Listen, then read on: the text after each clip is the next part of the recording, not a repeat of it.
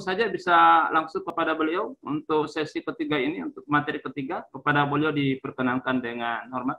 Mohon maaf saya tidak sempat baca pematerinya di dalam juknisnya. Oke, kepada beliau diperkenankan dengan hormat. Ibu Rosi, dari mana Bu? Oke. Terima kasih. Oh, ya. Terima kasih Bapak Moderator. Ya. Saya Rosi Setiawan dari komunitas Read Aloud Indonesia. Alhamdulillah. Sebuah komunitas yang memperjuangkan orang tua dan guru untuk membacakan nyaring kepada anak dan siswanya. Hebat sekali, luar biasa. Ya. Izinkan saya untuk share screen.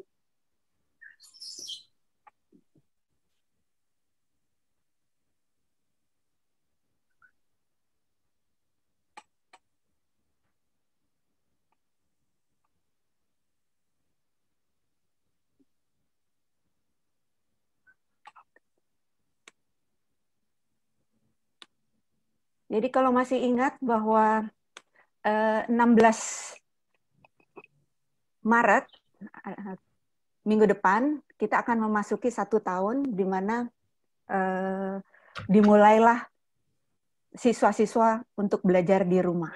Jadi kita menjadi lebih lebih bersahabat dengan pembelajaran sistem daring. Kalau kita berbicara mengenai gerakan literasi sekolah, ya, dulu sebelum pandemi, kita memang bertujuan untuk menjadikan sekolah sebagai organisasi pembelajar berbudaya literasi. Ya, sasarannya adalah membentuk warga sekolah menjadi warga yang literat melalui keenam literasi dasar. Ya. Tetapi saat ini, ya, rasanya GLS tidak mungkin berdiri sendiri, ya, karena di dalamnya harus lebih melibatkan lagi gerakan literasi masyarakat dan gerakan literasi keluarga utamanya.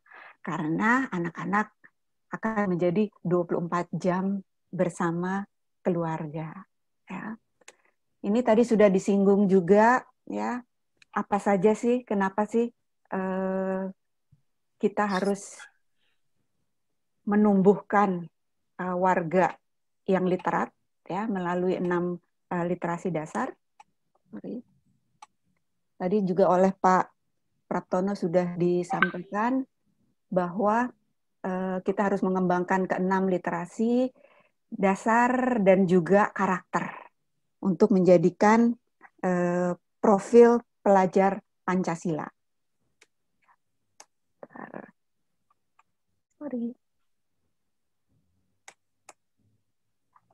Nah, ini ya. Jadi ada literasi baca tulis, numerasi, sains, digital, finansial, budaya dan kewarganegaraan. Ya. Kemudian kompetensinya kita sudah tahu ada 4C dan karakter tadi sudah disampaikan. Kecakapan abad 21 ini, ya, sebenarnya bisa ditumbuhkan sejak dini, ya, melalui beragam strategi literasi menggunakan teks bacaan. Ya. Sejak dini anak dapat dibiasakan untuk berpikir, ya, untuk menganalisa teks serta mempertanyakan materi dalam bentuk mengevaluasi dengan kritis. Jadi tidak menunggu sampai anak-anak besar, ya, keterampilan-keterampilan abad 21 ini bisa ditumbuhkan. Ya. Tetapi kita menyadari bahwa literasi dasar yang paling dasar adalah memang baca tulis dan numerasi.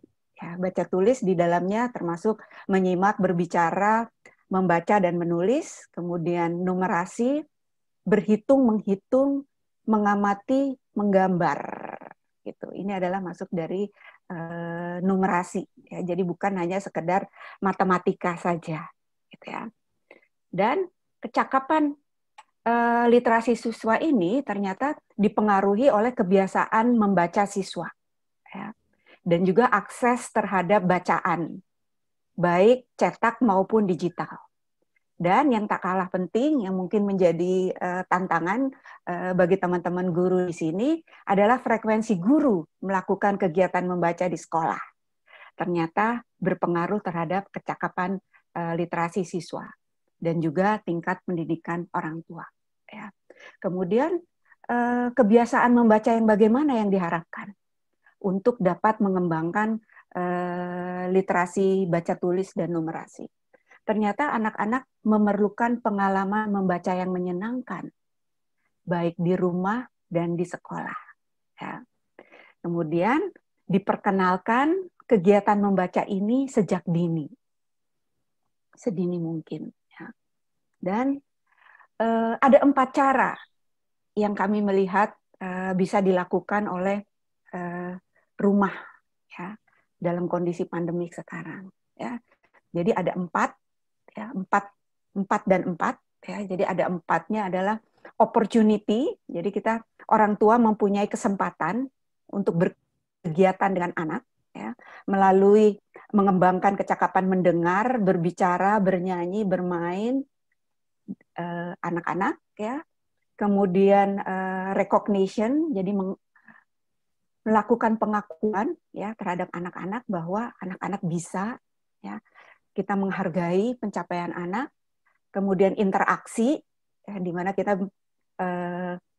mendengarkan, berbicara, dan menjelaskan kepada anak-anak, dan juga memberi contoh atau memodelkan. Dan perlu di rumah itu dikembangkan juga lingkungan yang kaya literasi. Jadi anak-anak terpapar dengan beragam materi cetak, ya, baik buku maupun permainan, ya, yang mengembangkan teks, ya. Kemudian akses terhadap buku dilakukan sedini mungkin, kemampuan berbahasa lisan dan menulis. Nah, kerangka inilah, ya, yang dapat menggambarkan bagaimana sebuah keluarga mendukung literasi anak, ya, dikembangkan dan direncanakan kegiatannya bersama anak. Tetapi ada cara mudah untuk mengembangkan keempat kerangka ini, yaitu membacakan nyaring. Apa itu membacakan nyaring? Kalau kita lihat gambarnya adalah seperti ini. Jadi kalau anaknya masih kecil, ya, masih bayi, mungkin bisa dilakukan yang seperti ini. Kemudian anaknya sudah bisa duduk, ya. Kemudian balita dan anak-anak SMP sekalipun bisa kita lakukan dengan membacakan nyaring. Karena pada dasarnya membacakan nyaring adalah salah satu strategi literasi. Ya. Sederhana memang, karena memang yang dibutuhkan hanya ada seseorang yang bisa membaca, ya, dan ini banyak di Indonesia karena 96% kita sudah tidak buta huruf, ya. Kemudian ambil bahan bacaan lalu bacakan.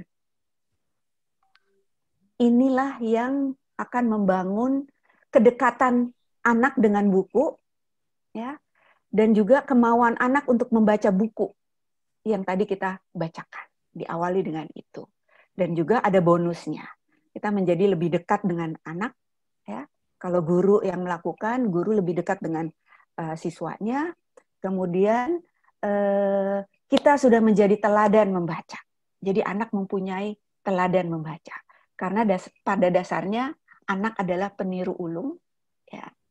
Jadi kalau kita mau menjadikan anak kita gemar membaca, rasanya tidak fair kalau anak-anak tidak pernah melihat bahwa kita membaca.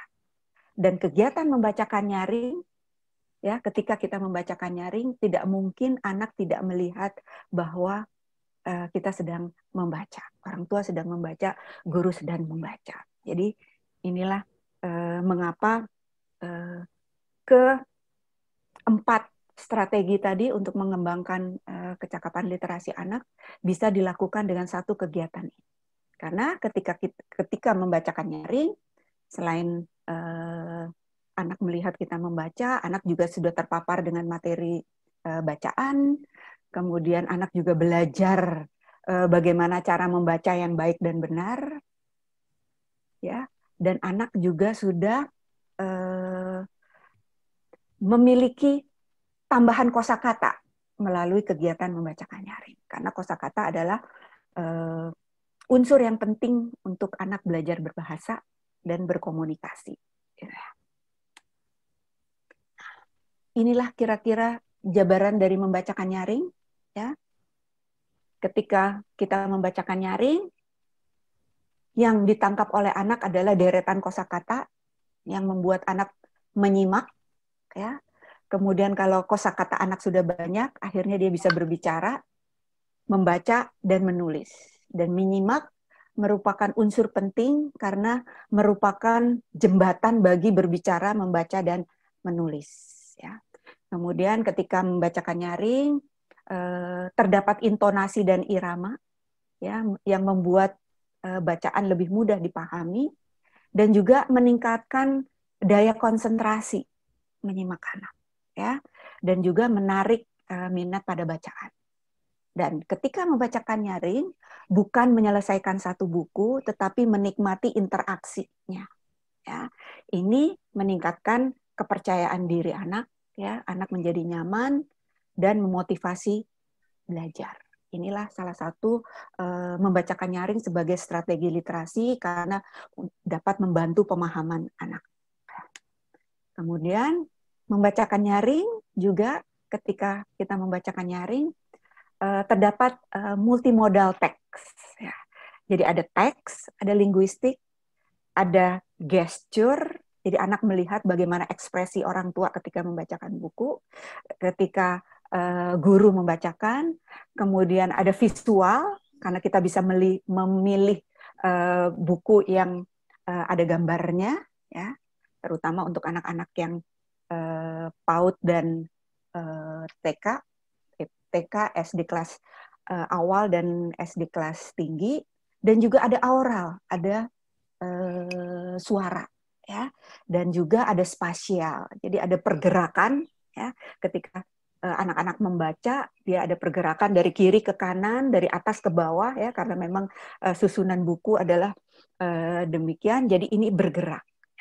Nah, kalau ya, pembelajaran menggunakan, ya, lebih dari multimodal teks ini, ya, pembelajaran akan terjadi secara lebih otentik, menyenangkan, menarik, terdiferensiasi, dan natural. Inilah mengapa membacakan nyaring bisa dipakai sebagai salah satu strategi literasi. Nah, sekarang bagaimana tahapan membacakan nyaring?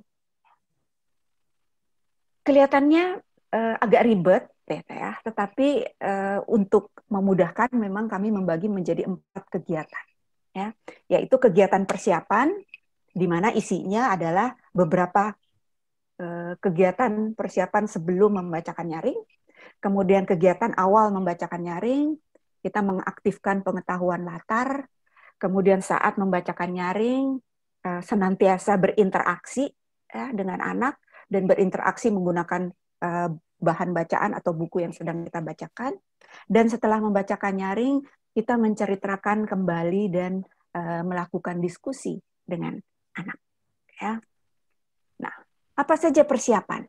Pertama, rencanakan tujuan membaca dan mengetahui tahapan membaca anak. Ternyata ada 7 tahapan membaca anak atau jenjang membaca. Dari mulai pra membaca dengan perkiraan usia anak 0 sampai 3 tahun, karena memang kegiatan membacakan nyaring ini disarankan untuk dilakukan segera setelah bayi lahir atau di trimester terakhir kehamilan, di mana memang fungsi pendengaran sudah terbentuk sempurna. Jadi perkiraan kelasnya adalah bayi dan batita di level pra membaca. Kemudian membaca dini 3-6 tahun, PAUD dan TK. Kemudian membaca awal 6-9 tahun, SD kelas rendah. Ya. Kemudian membaca lancar, ya, 9-12 tahun, SD kelas tinggi. Membaca lanjut anak SMP membaca mahir, anak SMA dan kita-kita ini adalah pembaca kritis. Ya. Kemudian pilih buku yang sesuai dengan tahapannya. Jadi kita harus mempelajari kira-kira buku-buku apa yang cocok. Ya. Kalau pra pembaca mungkin buku-buku konsep, ya. Jadi buku-buku bayi, ya, bisa buku-buku taktil, bisa buku-buku terbuat dari kain, ya. Kemudian membaca dini biasanya sudah diperkenalkan dengan buku cerita bergambar, ya. Dan juga membaca awal juga buku cerita bergambar, tetapi buku cerita bergambarnya agak sedikit berbeda, ya. Membaca dini mungkin 50%-nya adalah gambar, ya. 90%-nya ada gambar, tapi membaca awal mungkin 50%-nya ada gambar. Kemudian membaca lancar, bisa juga menggunakan buku cerita bergambar, tetapi sudah mulai diperkenalkan dengan chapter book, di mana teksnya sudah lebih banyak dan gambar hanya sebagai pelengkap. Kemudian membaca lanjut sudah mulai membaca novel dan komik, ya. Membaca mahir semua jenis buku, membaca kritis pun semua jenis buku. Kemudian genrenya juga diperkenalkan beberapa genre supaya anak-anak terlibat dengan beragam teks, ya. Jadi bisa fiksi maupun non fiksi. Nah, kemudian persiapan berikutnya adalah lakukanlah prabaca. Jadi kalau kita mau membacakan buku kepada anak, usahakanlah bahwa kita pernah membaca buku itu. Gunanya untuk apa? Untuk mengetahui jalurnya, alur cerita, ya, mengetahui alur cerita, kemudian mengetahui letak tanda baca, sehingga kita dapat mengatur intonasi suara ketika kita membacakan buku, kemudian mengantisipasi pertanyaan muncul. Ini penting kalau kita membacakan kepada lebih dari 15 anak, gitu ya, kita harus mengantisipasi akan muncul banyak pertanyaan. Kemudian melakukan prediksi, ya, mengajak anak untuk melakukan prediksi atau menghubungkan dengan hal-hal tertentu. Dan juga untuk guru, siapkan pertanyaan-pertanyaan sebagai bahan diskusi. Ya. Dan yang penting juga melatih diri agar intonasi suara menjadi menarik dan boleh diikuti dengan gesture. Kemudian sebelum membacakan nyaring, biasakanlah untuk memulai dengan percakapan pembuka. Kemudian tunjukkan sampul bukunya dan memberikan gambaran singkat mengenai apa yang ada di dalam buku melalui cover yang ada atau sampul buku. Bisa juga mengajak anak untuk memprediksi. Kemudian sebut judulnya dan pengarang dan ilustratornya. Mengapa penting menyebutkan ini, ya, karena anak akan mengetahui bahwa ini buku katakanlah berjudul Alika berambut panjang, ya, ditulisnya oleh ini. Jadi ada seseorang yang menulis dan ada ilustratornya yang menggambar. Lalu gali pengetahuan latar anak, ya, karena pengetahuan latar mempermudah anak untuk memahami apa yang akan ada di dalam buku, ya. Kemudian menyusuri ilustrasi kalau itu buku cerita bergambar, ya, karena pada dasarnya manusia adalah makhluk visual, dia akan lebih mudah menangkap gambar dibandingkan dengan teks. Jadi untuk anak-anak sebagai pembaca pemula, ajaklah membaca gambar, ya, mengapresiasi gambar, ya. Ini adalah pengembangan literasi visual. Ya. Kemudian saat membacakan nyaring, gunakan suara yang bisa didengar anak, ya, jangan terlalu cepat, ya. Tetap tanggap, ya, tadi membacakan nyaring bukan menyelesaikan satu buku, tetapi menikmati interaksi dengan anak, tanya jawab dengan anak, ya. Minta anak bertanya, kalau anak-anak tidak bertanya, pancing dengan beberapa pertanyaan, dan juga ajak anak untuk mengungkapkan apa yang image, ya, gambaran apa yang ada di dalam otaknya, ya, yang dinamakan dengan think aloud. Jadi selain ada read aloud, ada juga think aloud untuk memvisualkan apa yang ada di dalam image anak. Ya. Kemudian setelah membacakan nyaring, minta anak-anak mengajukan pertanyaan, ya, ajukan pertanyaan seandainya anak-anak tidak bertanya, dan minta anak untuk menceritakan kembali dengan kata-katanya sendiri. Ya. Ada cara mudah ya untuk mengembangkan ini menggunakan 5-finger rule, jadi menggunakan 5 jari anak ya dengan menanyakan karakternya siapa yang ada di dalam buku tadi, tokohnya siapa. Kemudian settingnya, ini tadi kejadiannya ada di mana dan kapan ya. Kemudian awalnya bagaimana, awal ya, alur, kita berbicara alur, awal ceritanya, kemudian tengahnya dan akhir dari cerita. Kemudian yang tidak kalah penting adalah meletakkan buku atau materi bacaan di tempat yang mudah dijangkau anak. Oleh sebab itu kalau teman-teman Bapak Ibu mengetahui masih ingat bahwa di gerakan literasi sekolah itu diharapkan ada sudut baca kelas ya. Gunanya adalah untuk meletakkan buku yang tadi dibacakan bacakan guru supaya anak-anak mau membaca buku. Dan juga dalam beberapa report yang dikeluarkan oleh OECD. Jadi OECD adalah organisasi yang mengelola tes PISA yang tadi sudah disampaikan bagaimana tes PISA kita stagnan itu ya. Kita bisa baca bahwa anak-anak dengan skor membaca yang tinggi mempunyai kemiripan, yaitu dibacakan buku ketika masih kecil.